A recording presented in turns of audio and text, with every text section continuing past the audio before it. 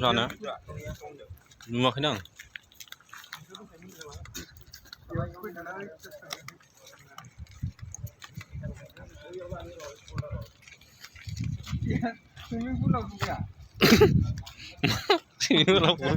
ini bulan ya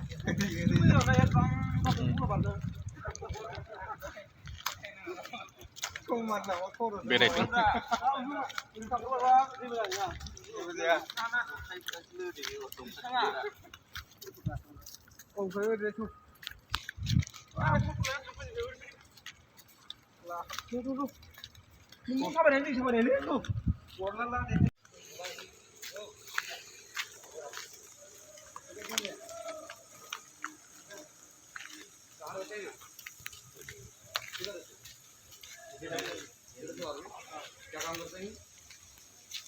picking करता है